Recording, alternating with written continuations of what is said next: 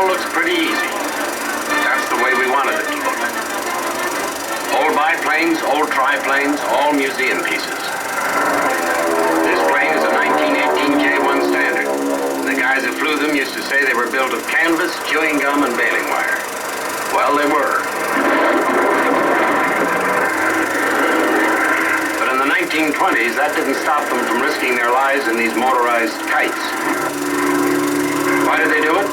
Mostly just for the sheer joy of flying. They considered themselves to be, and indeed they were, pioneers with wings.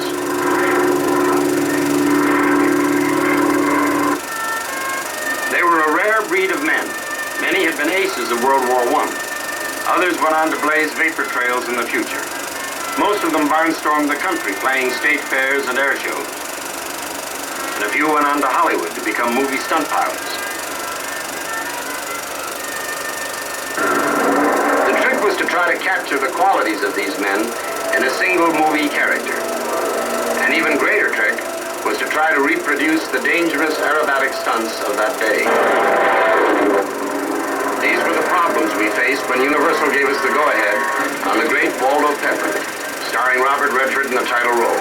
Hello, good people. I'm a flyer myself, and I knew something of the problems involved. And I also knew that I needed some help. I enlisted the aid of Frank Tallman, an old friend and a great stunt flyer. Frank's organization has a museum full of functional antique airplanes, Standards, Jennies, triplanes, a Sopwith Camel, as well as camera planes and helicopters. We needed an entire fleet.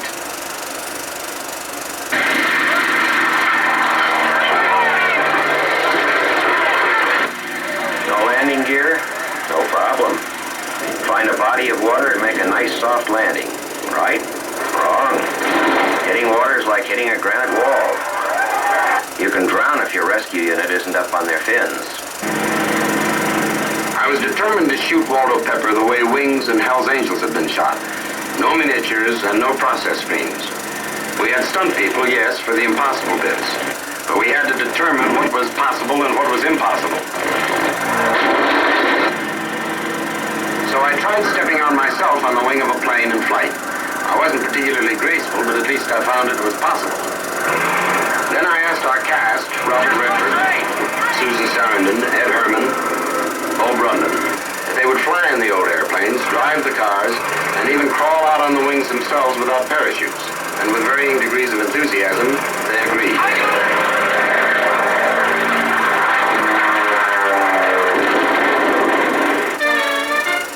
One of our big problems was a World War I dogfight. We choreographed it in sketches like these.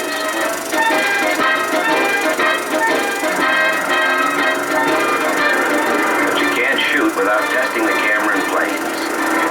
George Hill himself took to the wild blue and tried every bit of action first. Then we did it for real.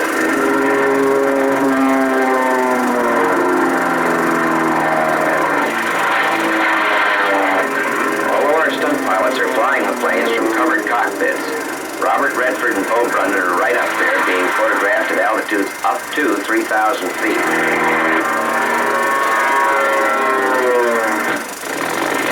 There was always the danger of downdrafts in the canyons, collisions and malfunction of the planes. It took guts to be up there. Our script called for one stunt that had never been done before. Flying a plane with a girl on the wing through a city street below the heights of the building at almost ground level. The wing spread of the Standard was nearly 45 feet. Giving me 5 feet of clearance between the light poles that edged the sidewalks. Could I maintain dead center in a clumsy, sluggish vintage plane? Big day arrived. As I dived in on the final turn, the street looked as tiny as the opening to a birdhouse. Too late to change. I concentrated on holding dead center.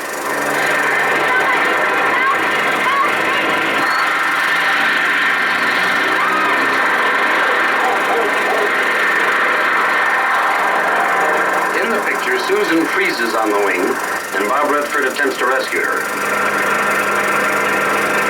This involves a plane-to-plane mid-air transfer, not often attempted even in the 20s, and even then many times it resulted in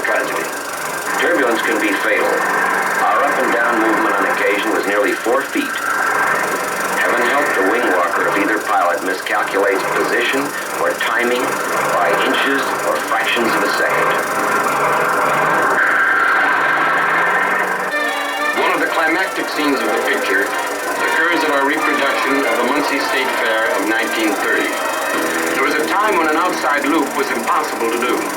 Wings are built so that aerodynamics lift the airplane. When the airplane's upside down, the same forces try to pull the airplane into the ground.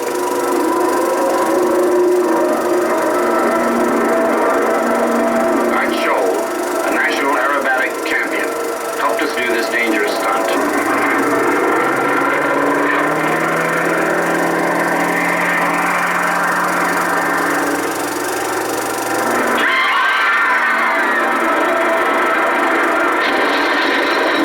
Explained a piece of action to Ed Herman and Bob Redford just before they took over.